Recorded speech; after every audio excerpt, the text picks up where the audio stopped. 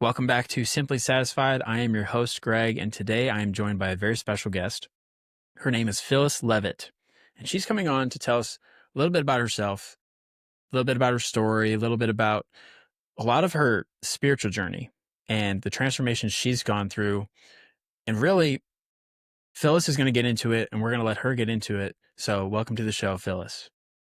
Well, thank you so much for having me here with you today. It's really a pleasure and an honor, and I love to talk about what I'm interested in, and I love that to weave into what you're interested in. So, perfect. Perfect. Perfect. Now, Phyllis, walk me through where your life has led you up to this point. Yeah, that could be a long time, so I'll make it short. Yeah. Give us a summary.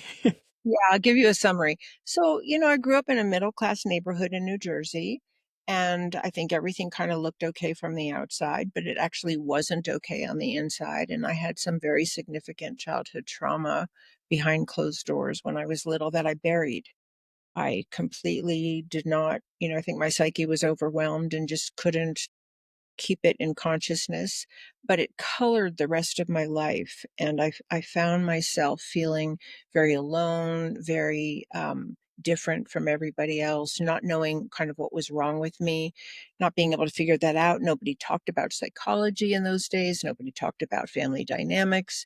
You were just expected to succeed and look good in the world. And I tried my best to do that um, while I was sort of hiding, this darkness that dwelled inside of me. At the same time, I had some breakthrough, very powerful spiritual experiences. Um, I left my body when I was a little girl, and that was a very pleasant, profound experience for me. Um, and I didn't want to come back. And then when I got a little bit older, I started writing poetry, and it was my first experience actually of making a deep connection to my real self. And it's hard to explain what that was, but it was like a light got turned on in my life. And so writing really became very precious to me. Mhm. And I tried to recreate that experience. I couldn't always do that. But I continued to try to write poetry when I was a teenager. And then I had some very profound, divinely loving experiences in nature where I just connected to the earth in a way that was beyond human. It was just it's really hard to explain what that was. It was like stepping through a doorway out of my humanness and my limitations and entering this magnificent divine world that was filled with love and light and joy, and connection. And so I looked for spiritual paths after that because the contrast between that and how I felt on a daily basis was really very big. Um, I joined a spiritual group. I had more experiences, but long story short, um, at a certain point in my 30s, I had three little children at that point, was in a fairly very dysfunctional marriage, and I kind of hit the bottom. And I think my psyche was saying, you have to remember what happened to you and you have to heal that. And that's a really important part of your spiritual journey because it was sort of like there was a hole inside of me that needed to be filled. And it couldn't really be filled with my ideas of God or my longing for God. It really had to be healed. And and so I went to therapy for the first time, and it was life changing for me, just as the spiritual experiences had been life changing for me, because I knew there was an essence in there and I didn't know how to uncover it. And so it was really a process of a spiritual journey and a psychological journey. And I began to remember the traumas of my early childhood. Um, and then right in the middle of that, I was keeping a journal because, as I said, writing was it was my grounding. It was my touchstone.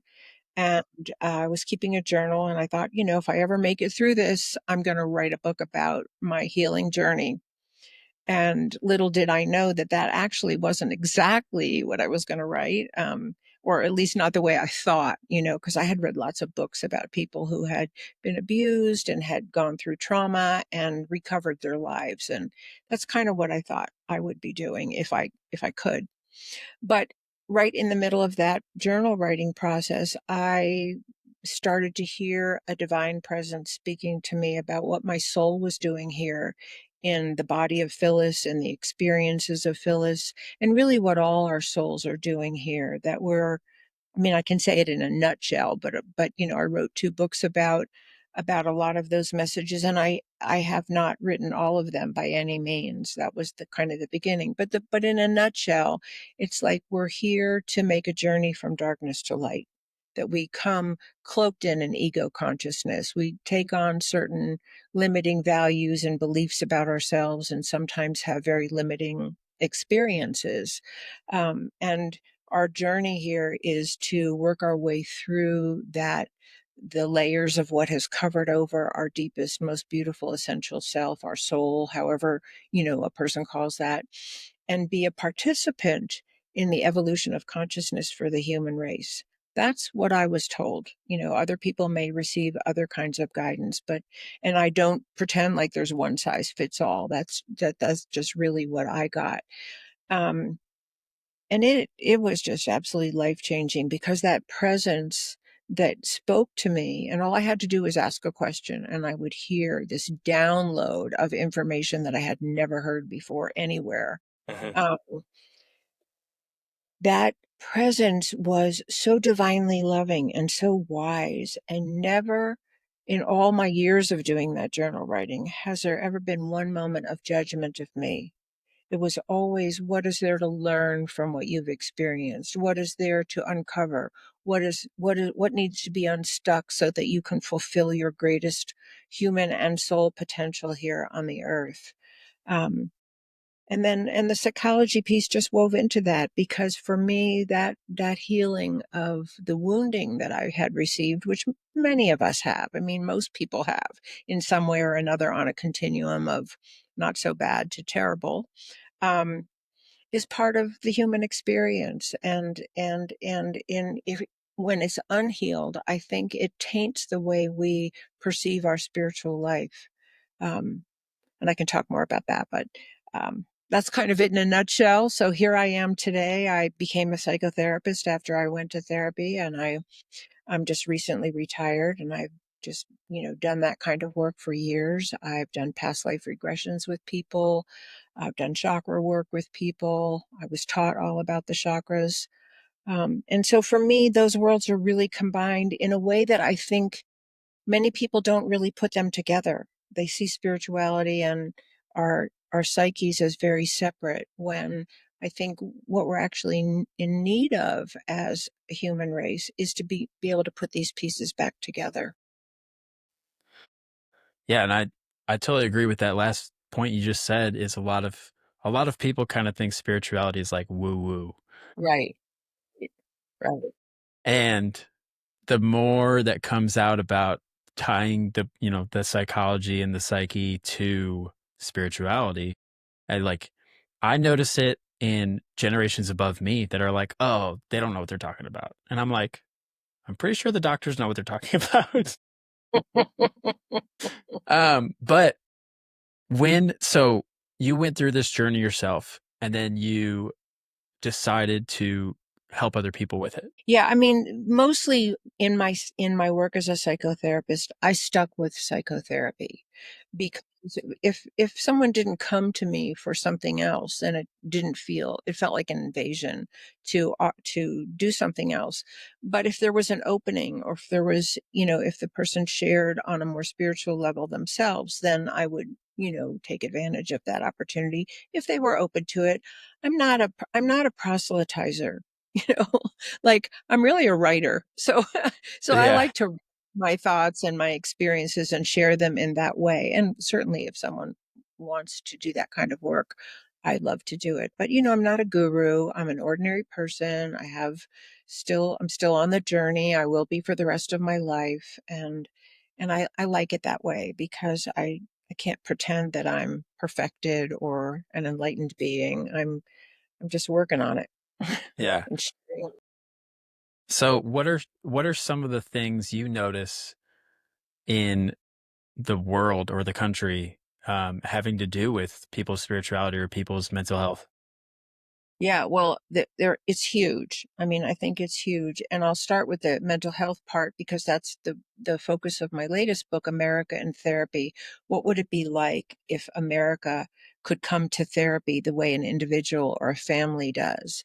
Because the basis of good psychological healing and family therapy is how do we heal the wounds that have separated us from other people, that have caused us to project onto them or allow them to project onto us, that have fueled us, fueled our rage or our depression or anxiety or our people pleasing or our addiction or our workaholism. How do we heal those things so that we can become more healthy family members in our own families, with our partners, with our children, excuse me, at work, in our schools, in our businesses, in our houses of worship? How can we become healthy, contributing members? Which means, in some way, that I'm not the center of the universe. I don't get to just impose my will on all the people around me, that I listen, that I share, that I cooperate, that I am committed.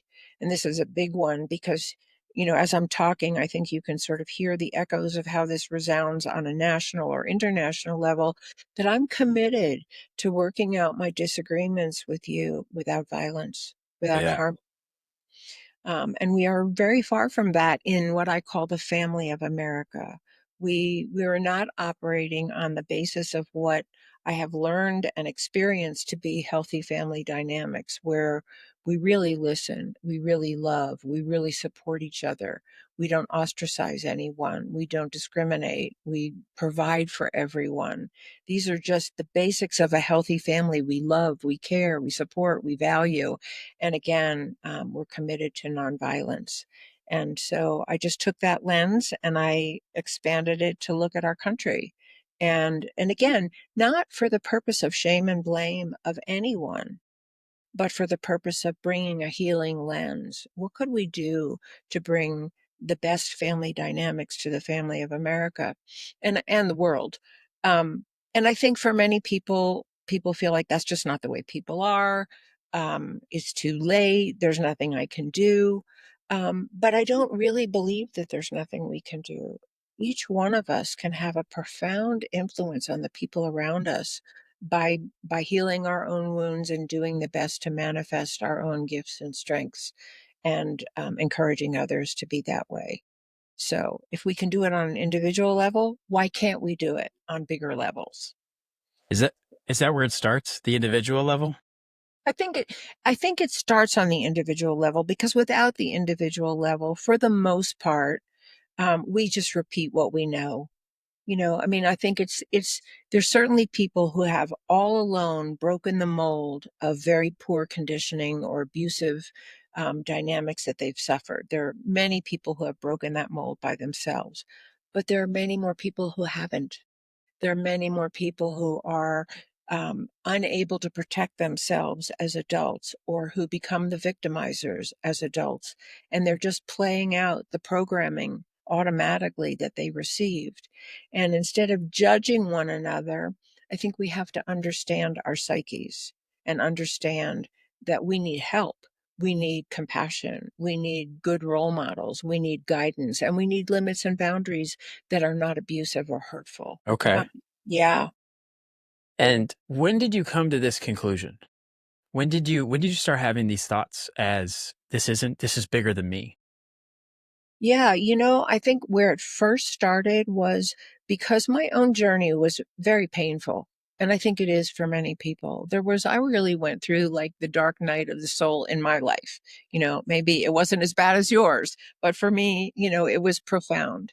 Um, And so I was really, really personally connected to the devastation of child abuse. I was really personally connected to what that does to a person's life. And so as I became a psychotherapist and I realized, and I worked with so many people who've suffered massive trauma in their families or in their immediate communities, but mostly in their families.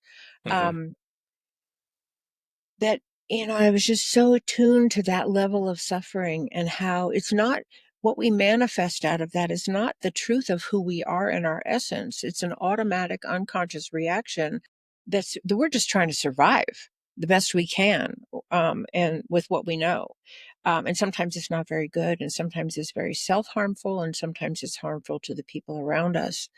Um, and so once I was in my practice and working with a lot of people and realizing how not alone I actually really was, um, I started I couldn't help but think about people in war-torn countries and people who are living under oppression, religious persecution, gender persecution, who don't have access to food or, any kind of level of safety, who've never felt like they belonged anywhere because they're discriminated against and they're not wanted. And I thought, God, if I know that level of trauma in my own life, and I had food and I had dance lessons and I had a good education, you know, and I started to think about people who have none of that and they're just walking around trying to survive their trauma the best they can. And so much of that trauma is nationally inflicted. It's economically inflicted. It's sometimes religiously inflicted. It's gender inflicted. And so I began to see that my experience really just mushroomed out to so many people all over the world. And then what do we expect of each other?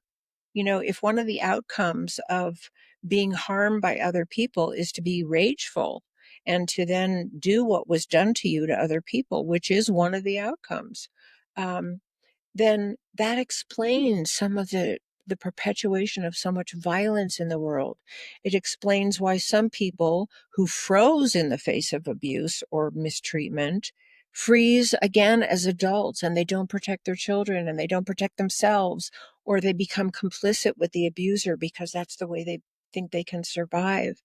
And I just felt like all of these psychological dynamics and understandings are not common knowledge. We Mhm. just label people as good and bad, right? Right and wrong, good and bad. Kill them if they're not like us. Go to war if they don't give us what we want. And, these are things that we know on a family level are the hallmarks of a very dysfunctional or abusive family. And many times we call those actions criminal.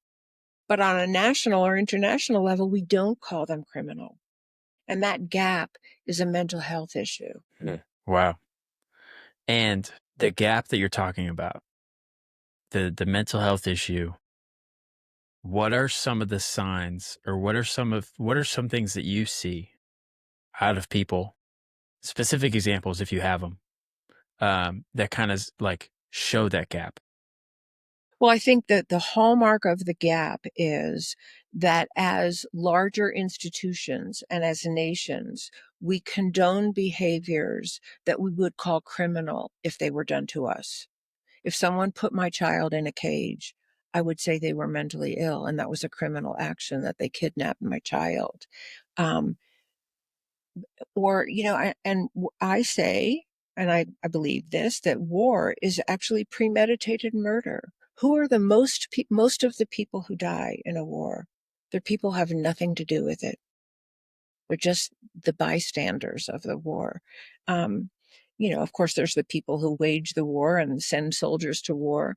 But sometimes they're not even, that's not even their choice. They have to do that. Um, so basically it really comes down to something so simple and so obvious, but so missed, which is if I condone doing to you something that I would consider criminal if it was done to me or to people that I love, that's a mental health issue that I will say, yeah, kill that person because I don't like the God they believe in, or they have the wrong sexual orientation, or lock them up, or don't feed them. These are cruel and inhumane ways of being with other people. And everything we know about mental health in the field of psychology is that when people have a chance to heal from the wounds that they were suffering, that they no longer want to hurt other people. And they have some choice that starts to grow about how they react to difficulties in their life and how they treat themselves and other people. Are we perfect at it? No, I'm not. Nobody that I know is. But we keep doing our best to upgrade the way we view other human beings and the way we treat them. And I've really never worked with anyone who's done some healing work who has become more violent or more hateful or more unkind or more selfish. I've never seen it happen, just the opposite. Hmm. And what kind of shifts, what is that opposite? What kind of shifts do people have to go through to be able to start making changes? Yeah, I mean, I think the first thing, I mean, there's several things. So I'm not going to be able to tell you them all because I won't remember them all in this moment. But I think the beginning is really taking a compassionate look at our own history. What were the role models I grew up with? What did I learn from my parents about men and women, about conflict, about expectations, about rewards and consequences, about what's valued and what's not? Um, what happened to me that shaped the way that I feel about myself and the way that I feel about other people? Because it's in that conditioning that certain mindsets get created, certain behaviors get adopted.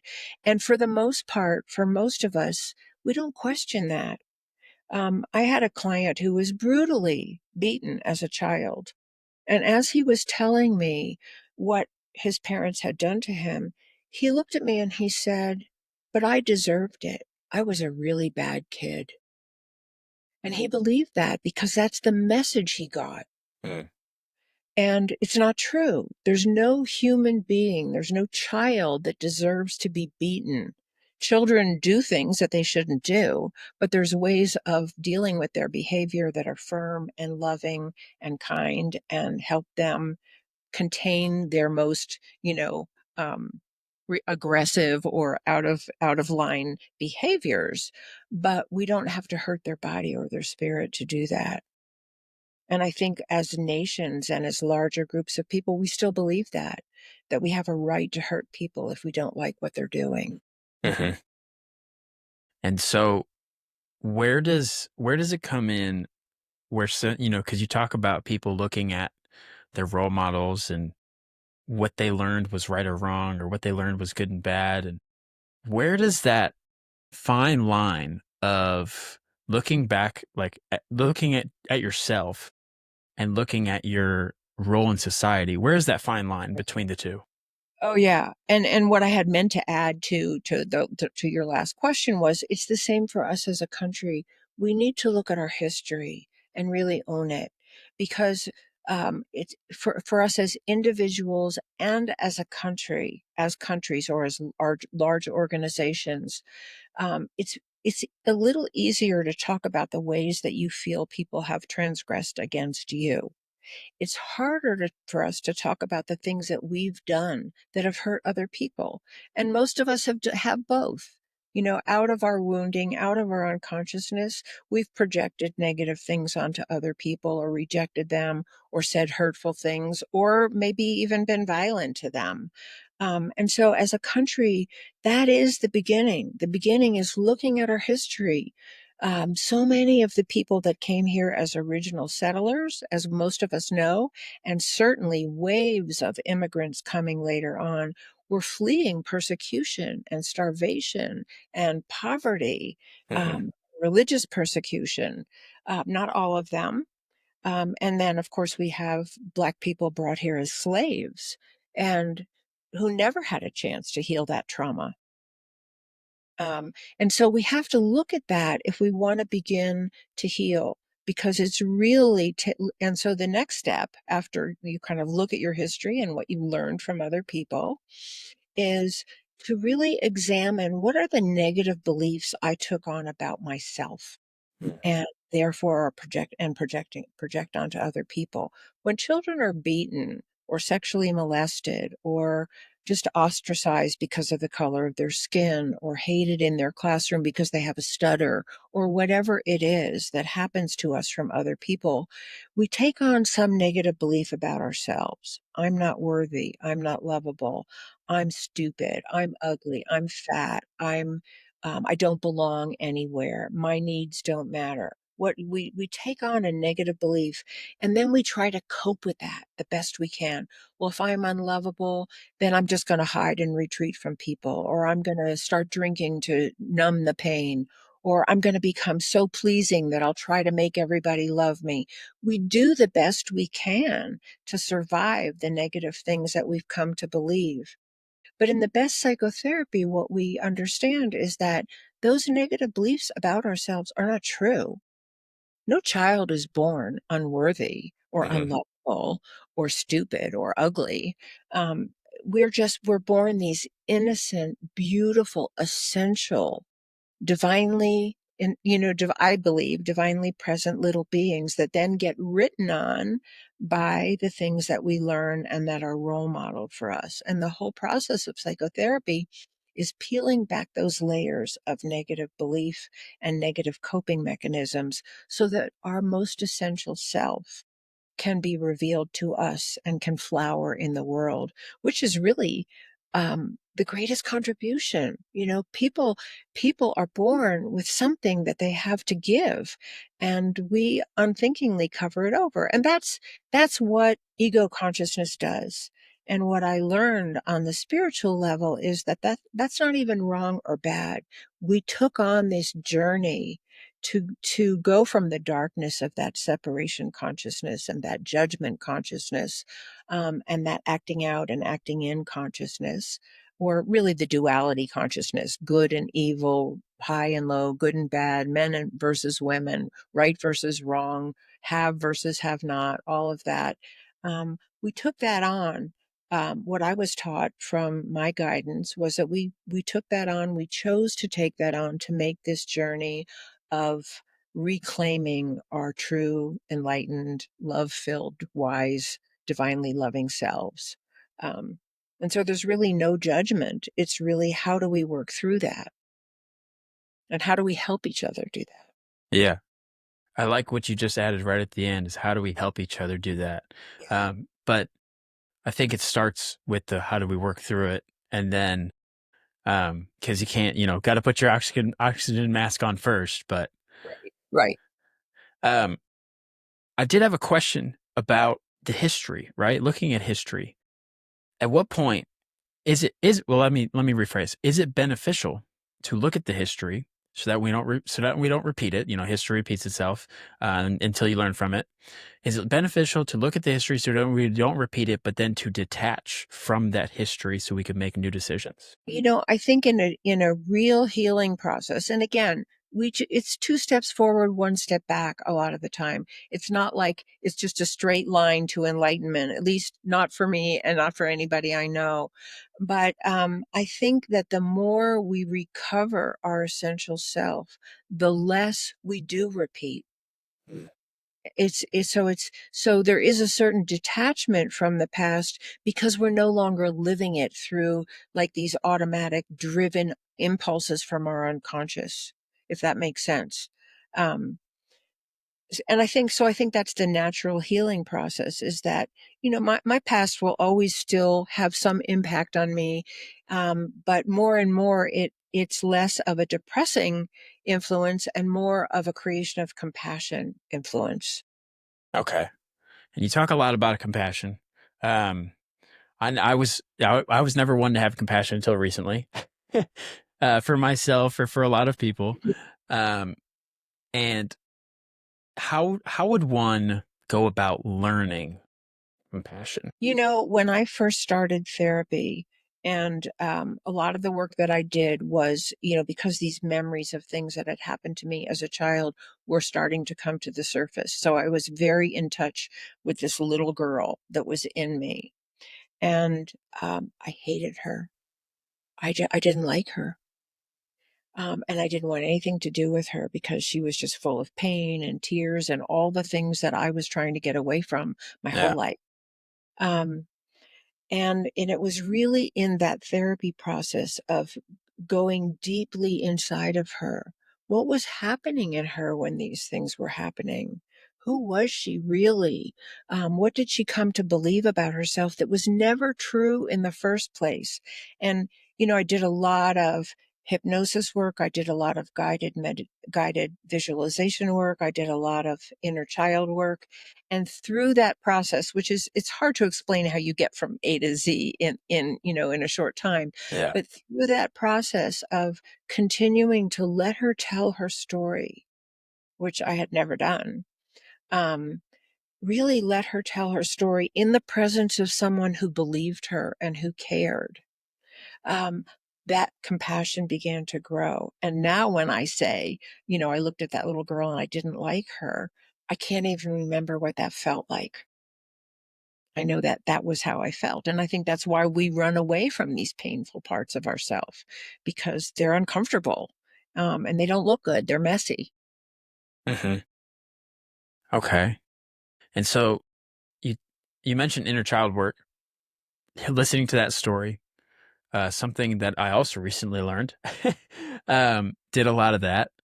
How did you go about that? How did you? And it is messy, right, for a Yeah, lot of people, yeah. and you don't have to share full details if you don't like. But what did? How did you go about it, and what came out of that?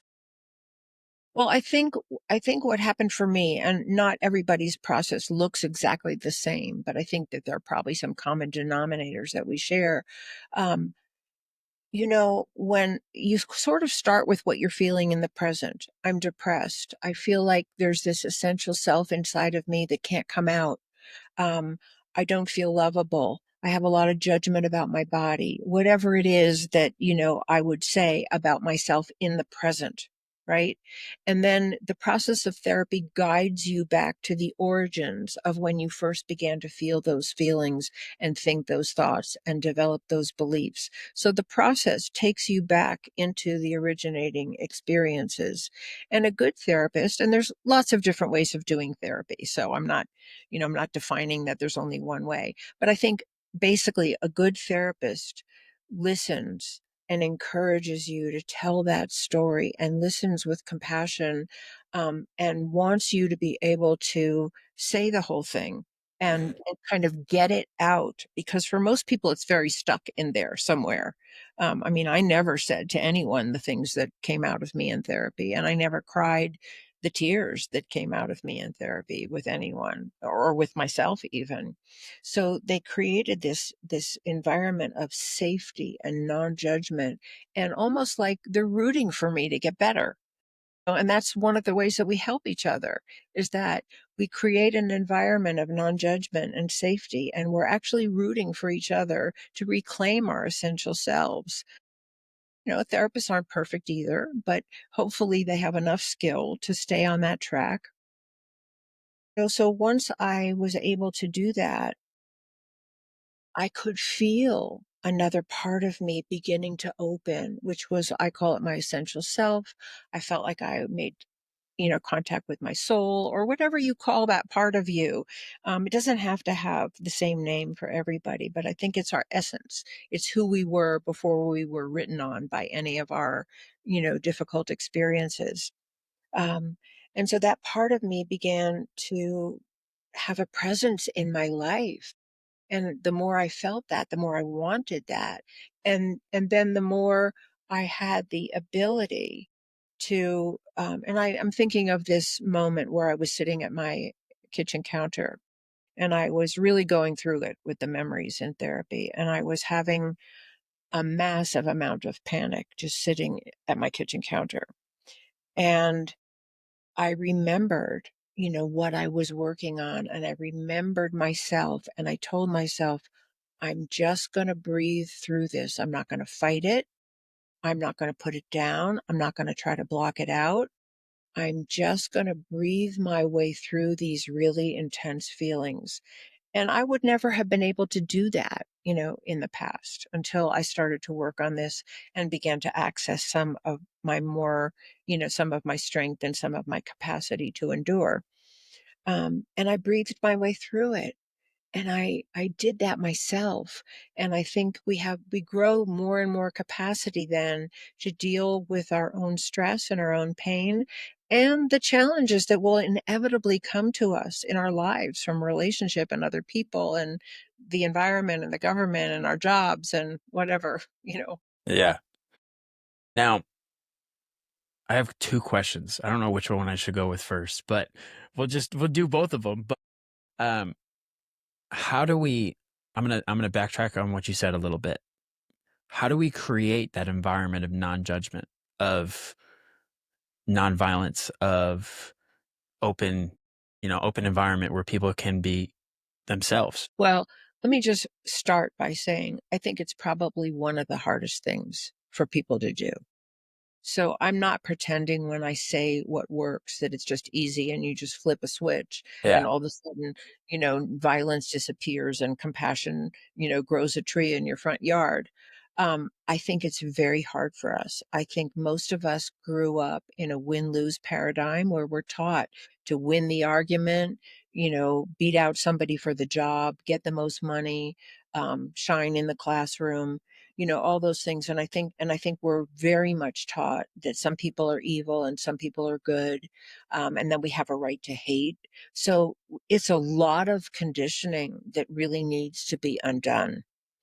But I think the beginning is learning how to restrain our most deleterious impulses. And Mm. like I said, I think the access to that is healing our own wounds because, you know, I I I see that all the time. I see it in myself and I see it in the people that I've worked with and I see it in people that I know, that the more we have a chance to heal, the less those kind of harmful behaviors have dominance over the way we behave in the world. So it really starts with restraining ourselves. I may be really angry and want to scream at you or slam the door, but I don't. I Hmm. don't, because part of what I've learned, and I talk about all these things in America in therapy. It's, I give lots of stories and case examples and whatever, because um, the guiding principle that you begin to understand in a real way in your own experience is, I don't want to do to you what I don't want you to do to me. Hmm. And so if I can restrain myself and I can lower my voice, or I can really try to speak in I statements instead of you, and just blame you. If I take responsibility for my own actions, then I'm creating that environment for us.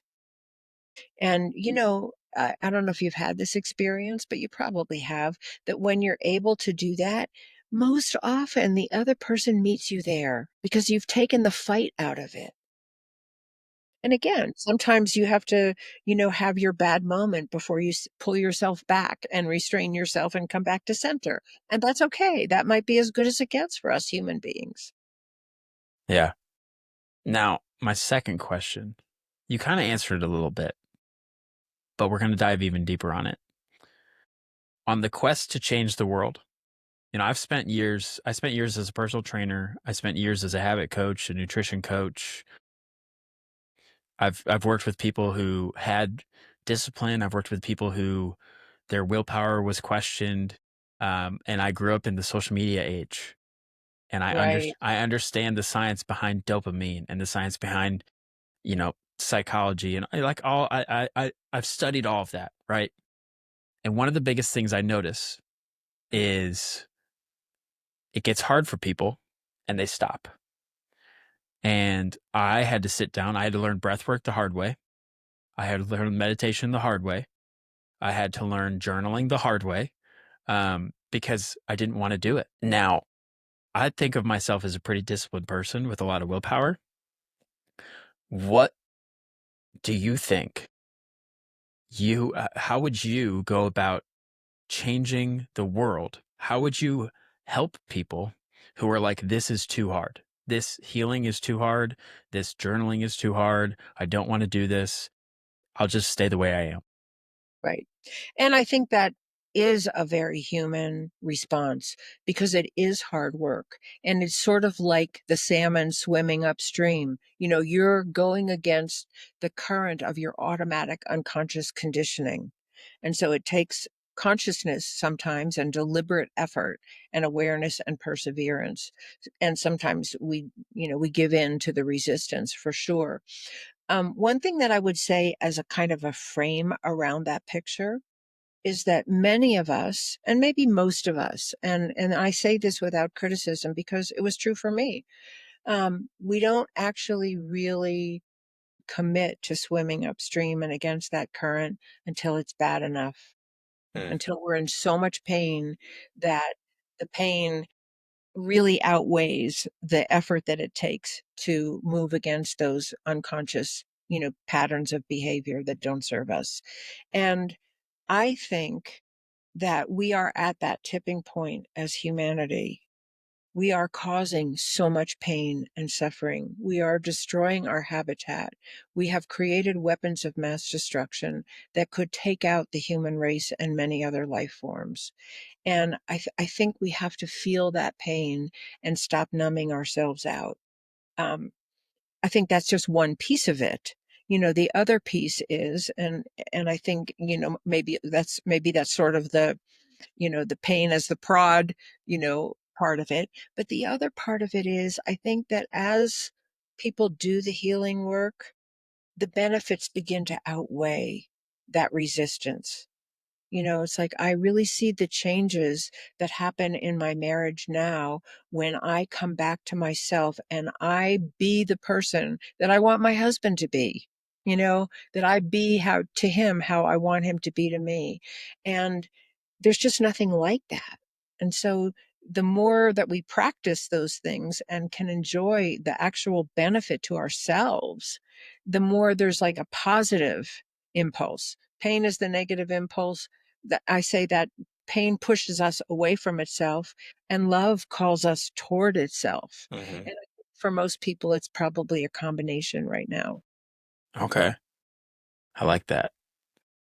It's a combination. It's a combination of love and pain. And things won't change for them until the pain gets too big.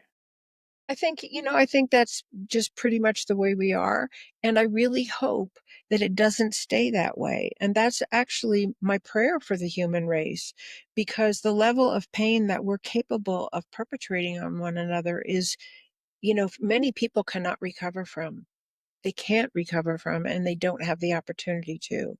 So, my hope is that enough of us, reach a tipping point. I don't know that it'll happen in my lifetime, and that's okay, but that we reach a tipping point where we are doing less and less harm to each other, and therefore there's less and less to recover from. Mhm. And then we're at a whole new phase of human evolution. And I really believe that's where we're intended to go. So is it a problem of awareness? Well, I think that's the beginning. I mean, one of the Okay. reasons why I wrote my book is because I think most people don't know the basics of psychology. They Yeah. don't know the basics of what happens to a person if they're traumatized by other people and don't get a chance to heal or find safety. So we have to, it's sort of like medicine. Somebody had to cut open a cadaver and see how the body works before we could, begin to devise some of the ways of healing that we have. Um, so we had to understand how the body works, how the organs interact, what their functions are, what is poisonous for the body, what's healthy for the body, in order to like really formulate what can help us heal or live healthy lives. And it's exactly the same for our psyches. Yeah. The reason I ask about awareness is like, if you cut your leg, your physical awareness says, oh, let's put a band-aid on it, let's wrap it up. Like, we got to let this heal. Whereas I think mentally or emotionally or spiritually, like a little cut happens and people are like, oh, it's fine. Until 1,000 cuts happen and they're like stressed out, they're out of money, they are, all this stuff is happening and they're like, I need to change. Yeah, I mean, I think that's really true. And I think that's one of the things that really needs to shift in our culture. And that is that if I get that cut on a psychological level, somebody really hurts me, or I feel betrayed, or I lost a job that I really wanted, or I put my art up in a show and nobody bought anything, or whatever it is that happens to us, or Yeah. somebody looked at me because I'm a black person and they spit on me, or whatever, happens to people that really hurts them. Um, that we understand these things are hurtful, and that we have that there's a place to turn, that there's somewhere to go, um, to manage these things in ourselves. But I feel like I lost the thread of your connection, right, of your question right there. What was it? No, the question was, is awareness the problem? Because I was talking about the physical awareness of, we realize that, we get cut, but we don't realize the mental stuff. Right. And so we have to realize what hurts us so that we try to protect ourselves in healthy ways. And we have to realize what hurts other people so that we do our best not to do those things. Yeah. Now, Exactly. It's an awareness issue for sure. yeah. Uh, Now you have 3 books, correct? If somebody were to come to you, actually, quest to change the world, we're going to stay on that path. The quest to change the world. I'm going to give you 3 messages. You're handed the microphone at like the UN, and they say 3 messages. Okay. It can come out of each book. It can come out of your latest book. Doesn't matter. It could just come from the jump. You're given 3 messages to deliver to the world. What would you deliver? Yeah. Um, I think, I wish you had given me a week to think about this. But it's okay. It's okay. But the first thing that really comes to my mind is the more spiritual part. We are all a divinely loving being that took on a human experience. And it is possible to connect to our pure essential self and find and really discover, because that's really so much about what my journey has been on a spiritual level. It's possible to discover what our souls came here to do. And there's nothing more fulfilling for me, I would say, than to be in alignment with what I know my soul really wanted me to manifest, and to do the work to uncover get clear some of the rubble out of the way so that I could begin to do that, to manifest what I came here to do. Because what we each came here to do on a soul level is of service to all of humanity. We're not in this alone. I'm not here to go to nirvana by myself. I don't think that's what spirituality is about. I think we're making this journey actually together. And so everything that I can possibly retrieve for myself, I want to give away. And I'm so blessed that there are people who gave away what they retrieved that helped me on my path.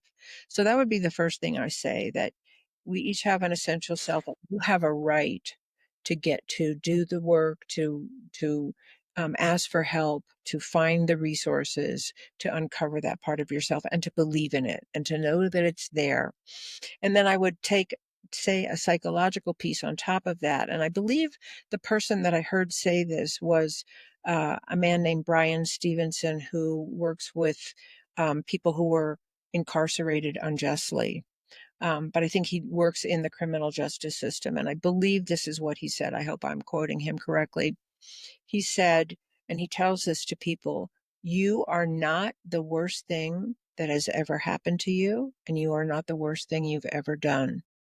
And those are the layers that, gelled around our beautiful, essential, loving, humane self. And so that would be the second thing. And then the other thing is, um, we each have a beautiful part to play here. And what we can do for each other is see that in each other, see beyond our flaws, see beyond our imperfections, see beyond our negative beliefs and our negative actions, and really speak to that soul, that essence, that beautiful person that's inside every single human being. Oh, wow. Those are 3 good ones. Thank you. You didn't even need a week to come up with that. Oh, good. I like those. I like those 3. And I'm pretty sure if the world was listening, which They will when this is published, but they're going to like those too. Oh, I'm going to let, I'm going to ask a question that, and this is, we're talking about healing, we're talking about past selves. Past me would have never asked this question. Okay. So this is a pretty big one. It might get a little controversial for everybody listening. So if you don't want to listen to something controversial, just fast forward. But is the problem individualistic or systemic? Is it the problem with people or is it a problem with the system?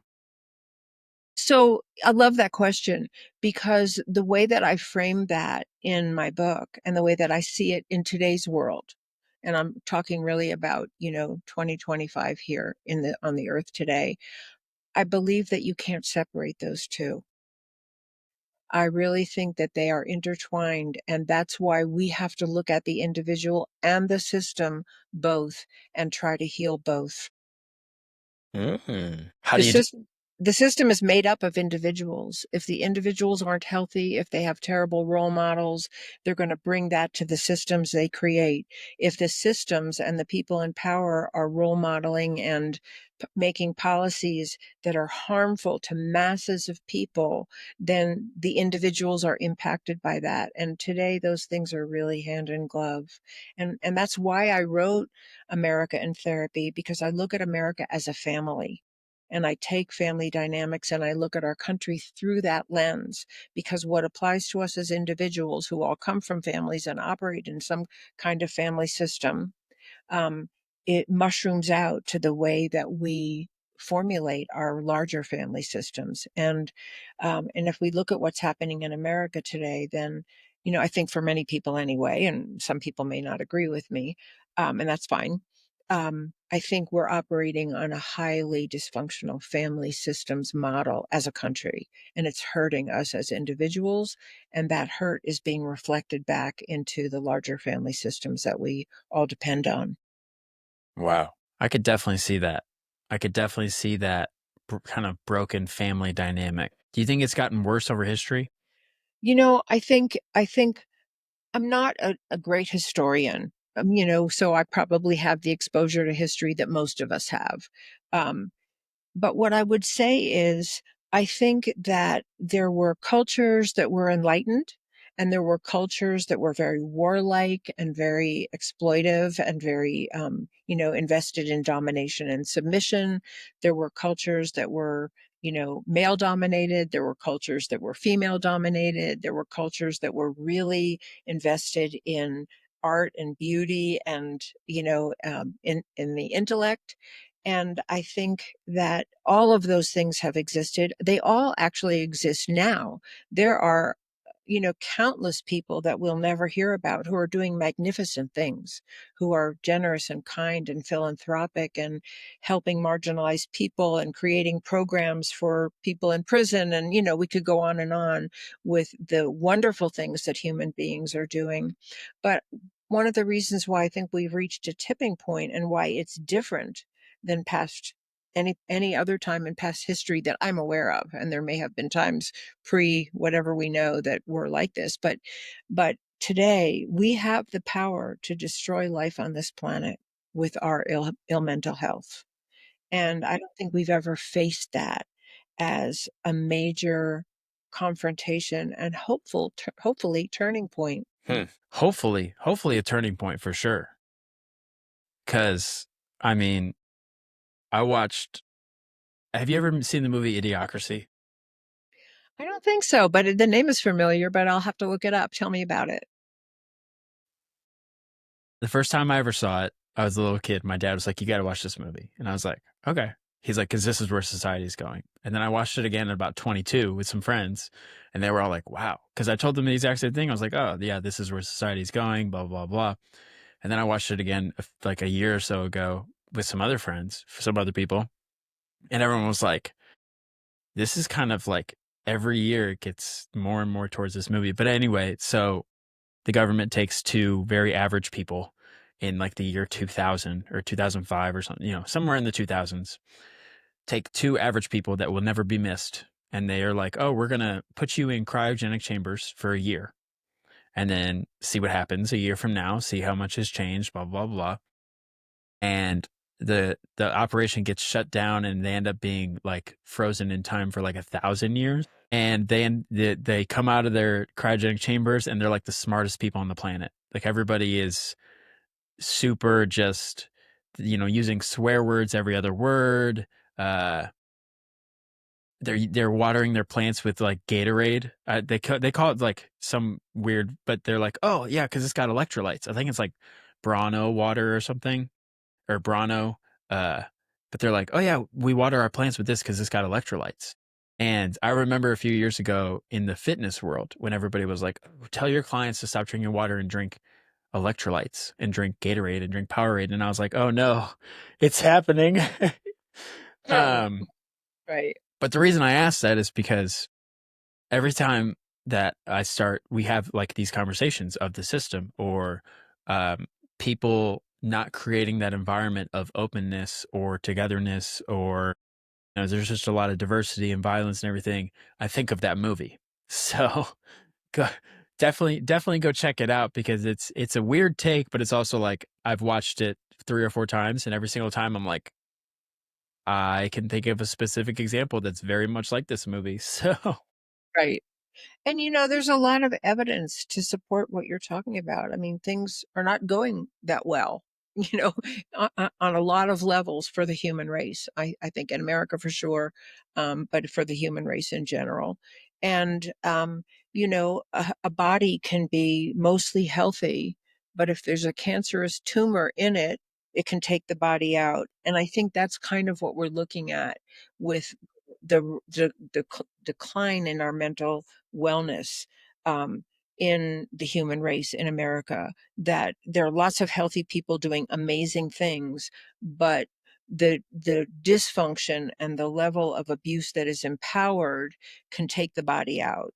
And so, we can either look at that like doom and gloom, um, or, and this really comes more out of what I learned from the spiritual source that I was connected to, is that we have, whoever has the awareness, whoever has an inkling that healing is possible, that there's a part they could play in contributing to a tipping point, even if I'm one grain of sand among billions on the shore, that I have the blessed opportunity to participate in helping us evolve our consciousness and return to our deepest essential, most divinely loving and wise selves. And that's how, when I feel most down, I try to come back to that, that, oh, I've been given this opportunity to participate, and that's what I hold on to. And I may never see the result of it before I leave this earth, and that's okay. yeah. Now, do you believe your message can change the world? I believe it could, but and I think there's a lot of people out there with messages that could change the world. And I think that that's an important part of it, that we each have a take on what could be healing, and together we can create havoc, and together we can bring about a different order for humanity. So, yeah, I think any message that's based in love and sound wisdom and experience can contribute. But yes, I wouldn't have written the book if I didn't feel like it had, a relevance today, because especially today, I think that people really don't have that fundamental psychological training. It's just not part of our ordinary curriculum. Yeah. Wow. Now I have one final question for you, Phyllis, and it's the theme of the show, so everyone knows the question. The audience loves it. I hope. Yeah, I just keep asking it anyway. But what is one thing that you wish you would have learned or you wish you would have known earlier in life? Yeah, I mean, I really, gosh, I think personally, given what my journey was like, because the first part of my life really was like the 40 years in the desert. Um, I wish that I had known something about psychology when I was young. I wish I had known something about, that if you are highly symptomatic and that there's a reason. You didn't get born highly symptomatic. You're not a flawed person. There's a cause. Just like if you have pain in your left side, there's something going on in your body that's causing that. You're not a flawed person because your appendix is erupting. Maybe that's on the right side. Um, anyway, I wish I had known that because I really lived many years feeling that I was just a deficient person. And, I'm very, very grateful that between the exposure that I had to positive influences and my own inner drive to retrieve myself, that I had the opportunity to heal. But I wish for everyone on this earth that they have access to that when they're young, that we can heal our families and not create so many victimized people. Yeah. Wow. It's a good answer because I could definitely relate to it on the wishing I would have known more about psychology. Yeah. I mean, I used to talk about it, but I didn't realize it was psychology when I was talking about it. But Okay. no, I definitely agree. It's a really good answer. Thank you so much. And, just your questions are also amazing. And it's really been so great to talk with you. Of course, thank you for being on the show, Phyllis. Yeah, I really appreciate you. And I appreciate the opportunity to share what matters so much to me, because that's what it's about right now. Before we end today, do you have anything else you want to tell the audience? Yeah, I just love it if people check out all of my books, A Light in the Darkness, Into the Fire, and America in Therapy. And please visit my website. It's just my name, phyllisleavitt.com. And I have lots of talks on YouTube, and I'm on all the social media. And I really, I put out a newsletter, and it's not just fluff. I really think long and hard about what I want to address in the things that I write. And they're just expansive, ways to expand on the things that I've talked about here on your show and what I've written about in my books. Um, and I've just put out and this is on my website. You can find the link to it, but I've just put out a book bundle, which includes my ebook, a full course that I made based on America in Therapy that you can apply in your own life, two smaller courses on conflict resolution, and the audiobook. So please check it out, because really it's, again, this is how I just want to spread the word.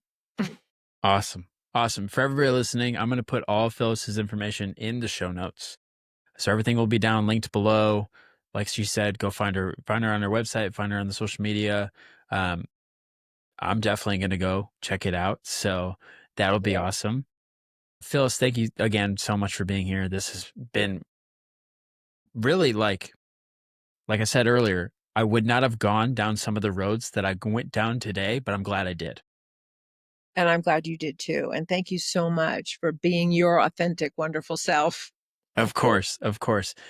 For everybody listening, as always, go check out the show notes, go check out Phyllis, go check out her social medias, and remember to keep smiling, keep striving, and I'll catch you guys in the next episode.